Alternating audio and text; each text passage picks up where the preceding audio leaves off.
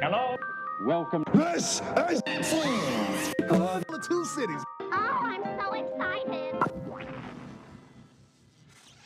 Hi guys, welcome to the latest episode of Tales of Two Cities. In this episode, we're going to talk about hospitals. So, Ellie, do you want to start? Yes, I do. So I was able to find about 4 hospitals around California that have great stories about them. One of them is the Rancho Los Amigos National Rehabilitation Center, or the Hollydale Mental Hospital.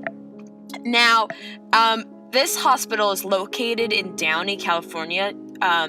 Its name literally means Friends Ranch. It dates back to 1888, where indigent patients from the Los Angeles County Hospital were relocated to what was then known as the Los Angeles County Poor Farm. Physical therapy and occupational therapy started at the center around the late 1920s. The rancho rapidly expanded after it was designated as a respiratory center for polio patients in 1951. In 1955, Dr. Vernon L. Nickel, who was a resident there, developed the Halo Vest, a device which is still in use to immobilize the cervical spine following severe neck injury or certain types of surgery. Rancho Los Amigos National Rehabilitation Center is one of the largest comprehensive medical rehabilitation centers in the U.S. It provides services to a wide range of individuals with catastrophic illnesses and injuries. The hospital specializes in helping patients with disabilities regain skills and learn techniques to accomplish basic activities of daily living and returning to work or school if possible. It was also ranked one of the country's best hospitals in 2011. Now, there's a bit of mysterious activity connected to the rancho. I'm just going to call it the rancho. That no one else is calling it that except me, so I will say, rock on. My uncle has been to Rancho Los Amigos, and he refers to it very frequently as just Rancho. Okay, all right. Well, at least I'm not alone. The mysterious activity involves basically the Hollydale Mental Hospital. The mysterious activity involving the hospital starts from the year 1888, when the southern campus was converted into an insane asylum.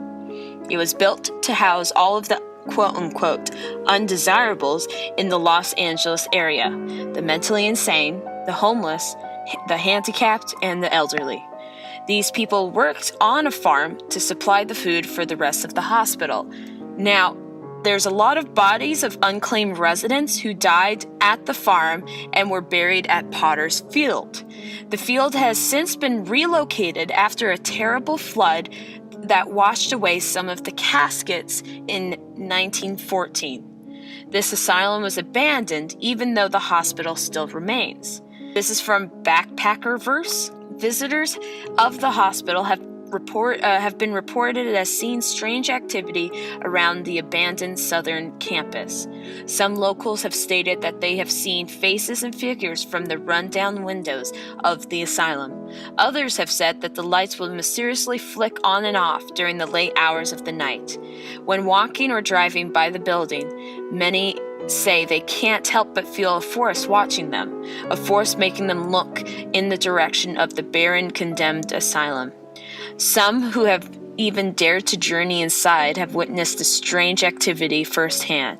Locals have stated that they have seen a dark figure in the shape of a man looking out of one of the hospital windows. He is said to be an elderly man that hung himself while staying at the hospital.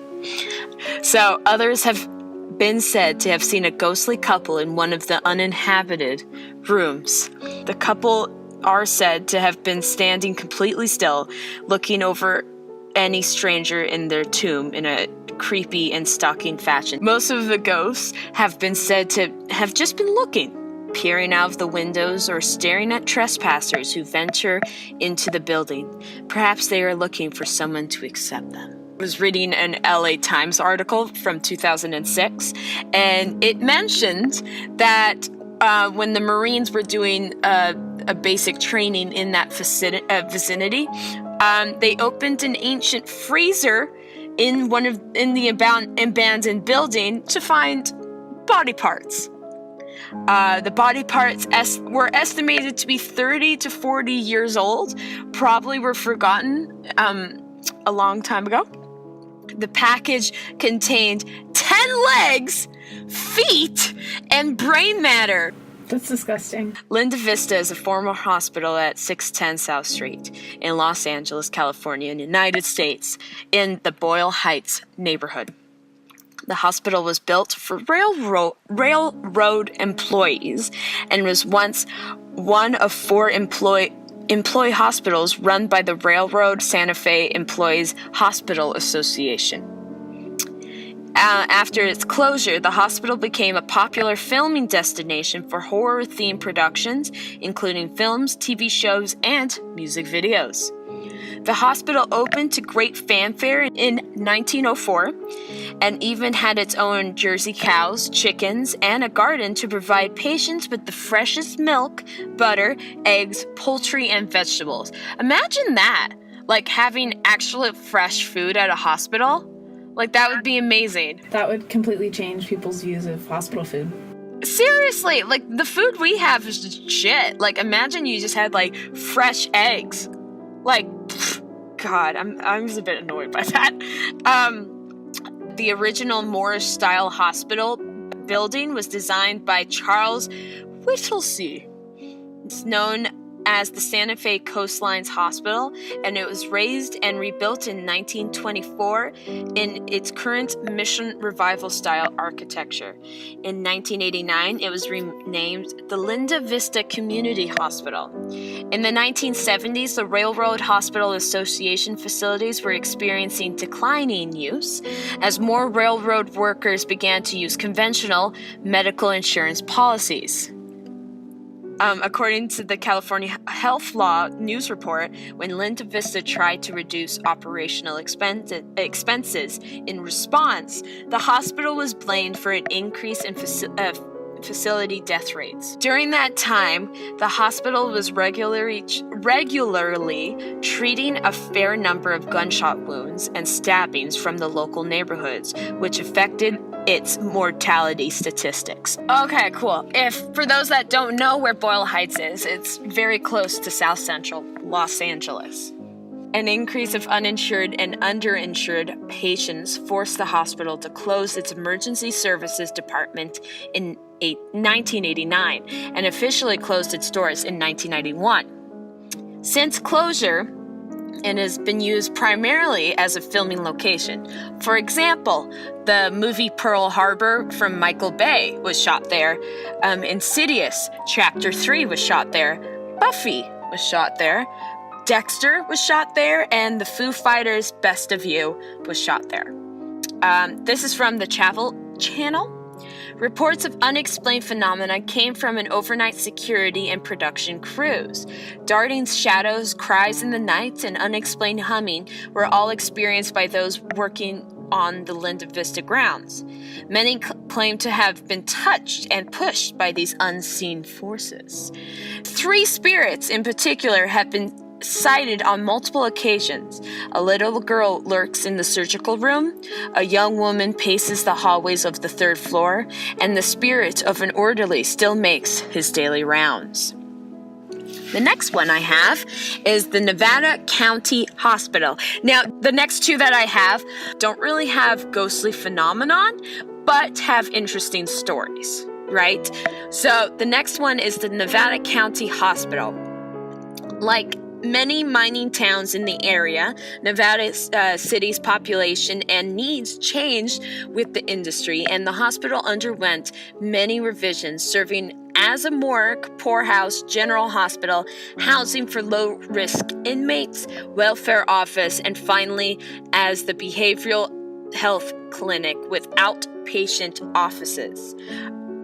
It was in this final incarnation that the hospital served as the setting for a tragic 2001 shooting that shook the community.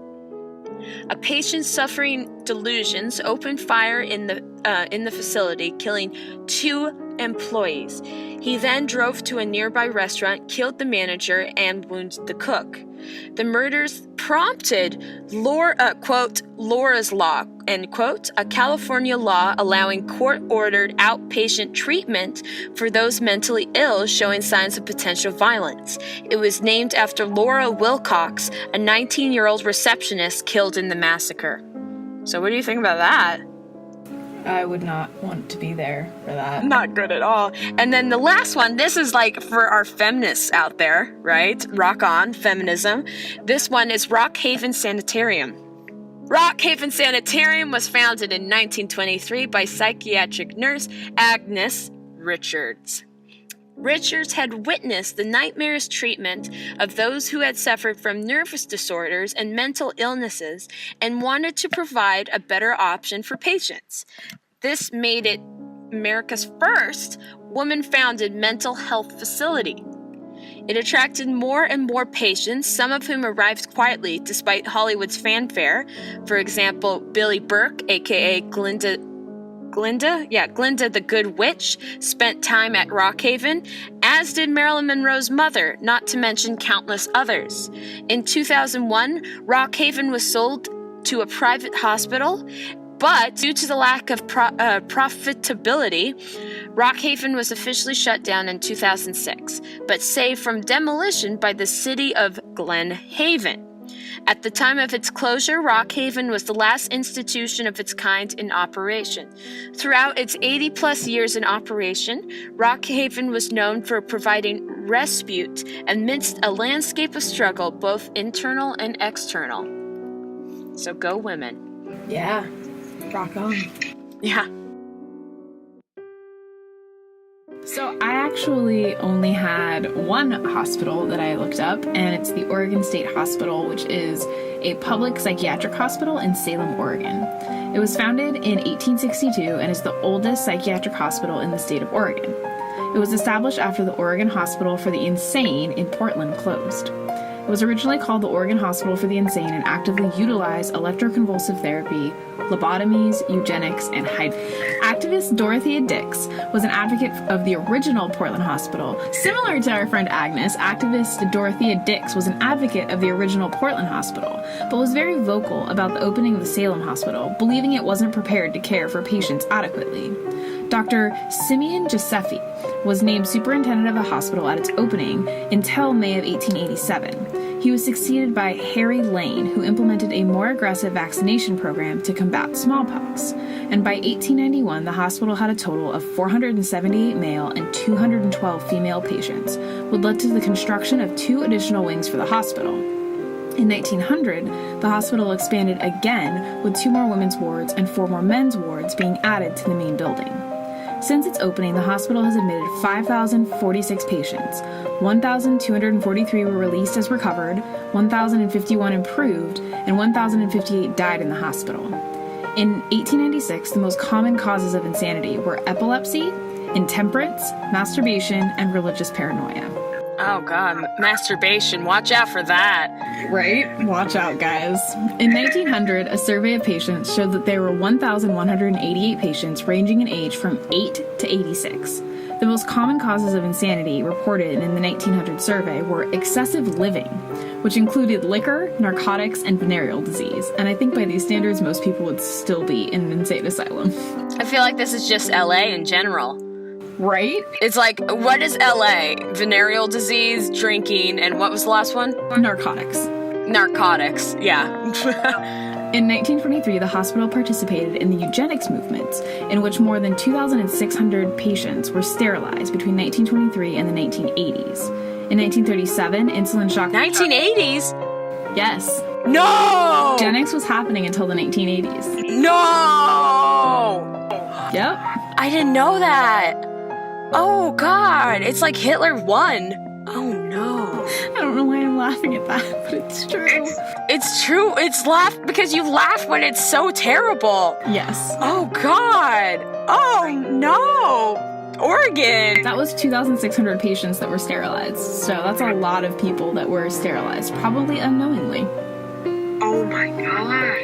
It gets worse. In 1937, insulin shock therapy, and I don't know if I'm saying this right, metrazole shock therapy were introduced along with the electroconvulsive therapy, lobotomies, and hydrotherapy.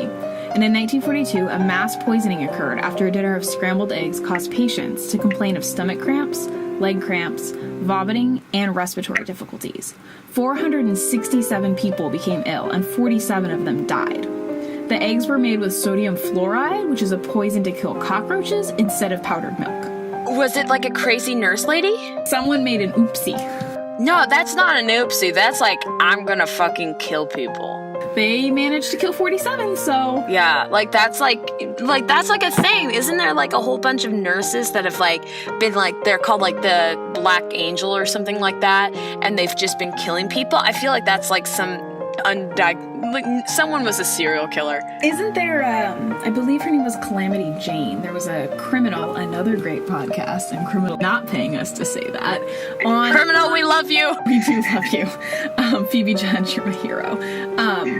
But there was an episode on a nurse that actually killed a lot of her patients because she felt like she was like freeing them, and she liked the power and would like lay with them in bed and stroke them. Ew, gross. So, by the mid-20th century, the hospital became known for overcrowding, with nearly 3,600 patients. The hospital received criticism for the out-of-date facilities and poor treatment of patients, including the management of 5,000 canisters of unclaimed human cremains. In 2007, the Oregonian was granted permission to publish the names of the deceased in the hopes that they would be claimed. In 2011, Building 60, where the remains were kept, was converted to a public memorial. As of July 2014, state officials admit that 1,500 sets of remains may have been lost. Oh no. 5,000 canisters of unclaimed human remains just hanging out in this hospital. And they didn't know for years. Like, the public had no idea. Oh no. Right? So in That's not good. It's not good. In 2007, the state of Oregon approved a $458 million plan to rebuild the main hospital to a smaller 620-bed facility, and that was completed in 2013. Portions of the original hospital were demolished, but the center of the Kirkbride building remain and have been converted to a mental health museum. So the Kirkbride, it's actually a plan of design suggested by a Philadelphia psychiatrist named Thomas Story Kirkbride, and he believed that the structure of the building could contribute to the healing of the mentally ill. The exposure to light and increased air circulation would benefit them. The plan was adopted by many architects, and they had a common batwing floor plan, so there was numerous rings that sprawled out from a center.